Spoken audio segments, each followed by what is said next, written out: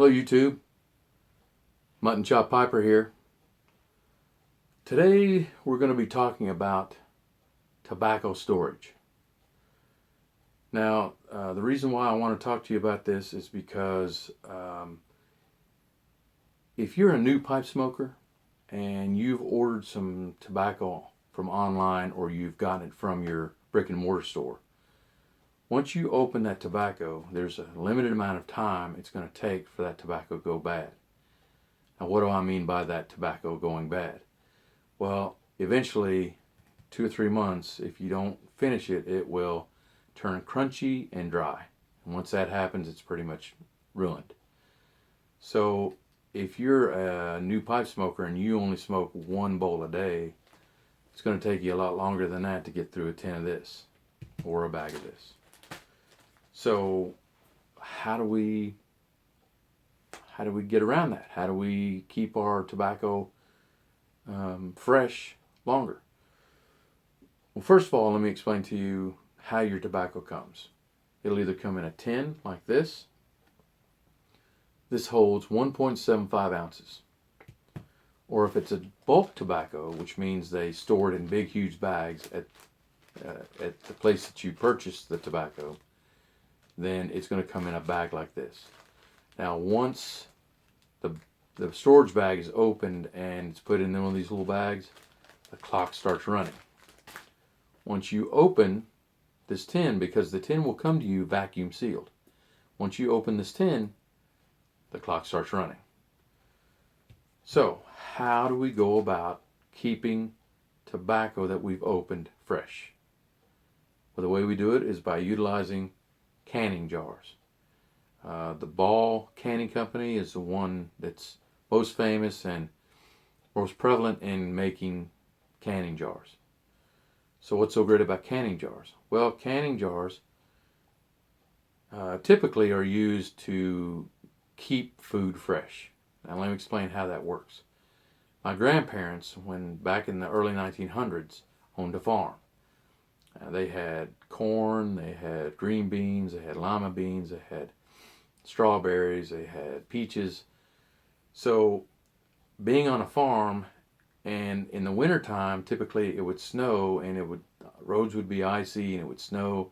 So they'd be, pretty much socked in where they couldn't go anywhere for months at a time.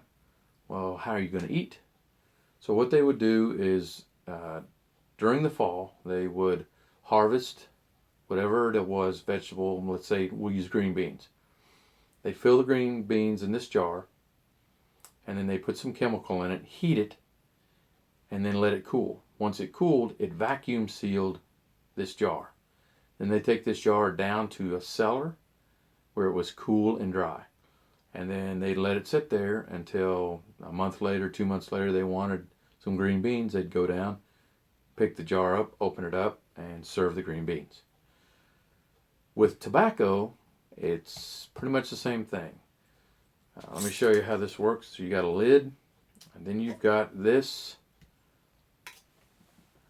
insert. And you see this orange part here? That's a rubber seal. So once you put the tobacco in, you put the insert in, and you put the top back on, and you tighten it down really tight. And that will ensure that the moisture stays in the jar with the tobacco, which will keep it for a lot longer. It'll keep it fresh to where that moisture will not be able to escape. So that's why we use canning jars. Now, as you can see, I've got several different types here. I'm kind of a fanatic about my storage, so I'll explain to you what each of these jars do for me. This jar is typically used to put either jams or jellies in.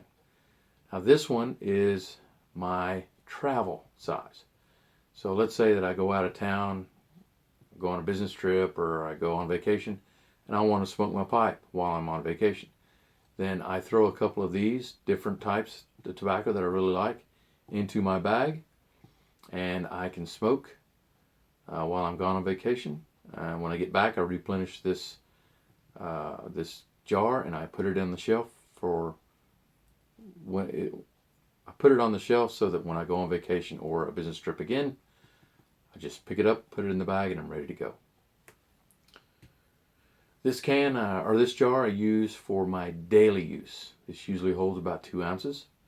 And since I've got 18 to 20 different brands, if I just smoked one bowl of this every 20 days, then if it wasn't in this jar, it would go bad within 2 or 3 months.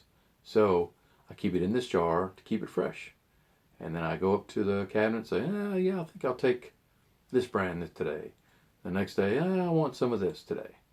So that way it's a really nice way to be able to store your tobacco and still be able to smoke a fresh bowl full of tobacco.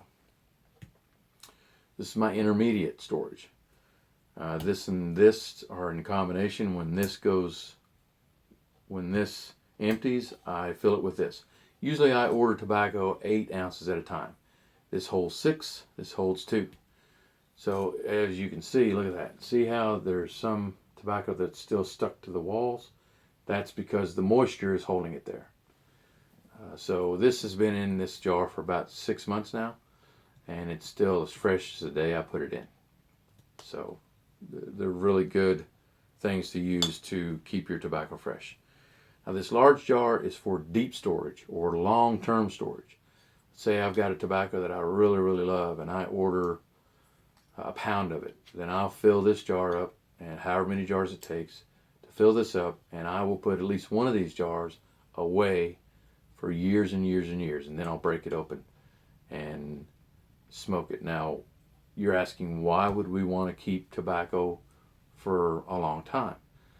Well, when the tobacco's in the tin, when it's fresh, each leaf or each ribbon is an individual ribbon.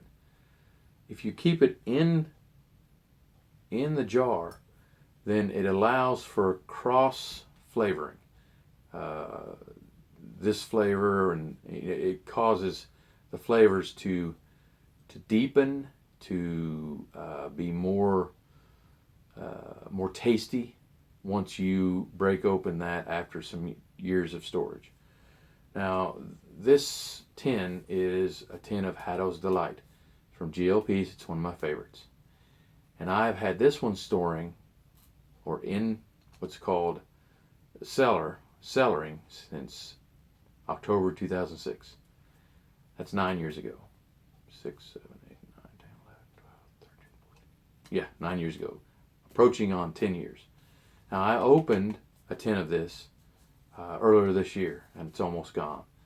Oh, man, it was delightful because it toned down the tobacco a little bit.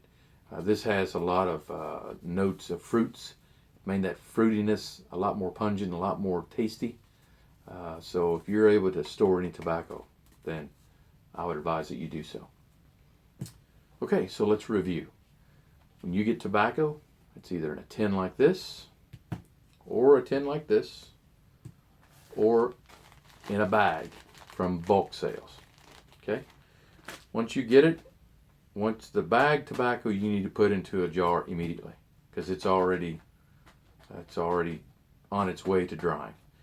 You don't have to necessarily put this tobacco in a tin until you break the seal.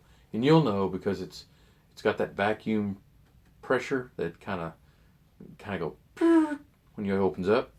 And after that happens, it's on its way to starting to dry out. So you need to put that into a jar as well. Now you don't have to go to this extreme. You can buy some of these jars or some of these jars and just put them into an area on a shelf or in a box or somewhere cool where it won't dry out because it's so hot. If your house or wherever you're staying is so really very, very hot, then it'll still dry out, but it'll take a while to do so. And if you have a mind to, buy some of your favorite tobaccos and put them away for several years and then break them open when you're amongst friends or amongst other pipe smokers that enjoy the same blend. All right, well that's about it for this lesson or for this video. If you like it, give me a thumbs up. If you'd like to subscribe, I'd appreciate that as well. I also have a Facebook page, Mutton Chop Piper. So if you'd like to go over there and subscribe to that, then I'd appreciate that as well. So until we meet again, until our next video, I want to wish you and your family happy piping.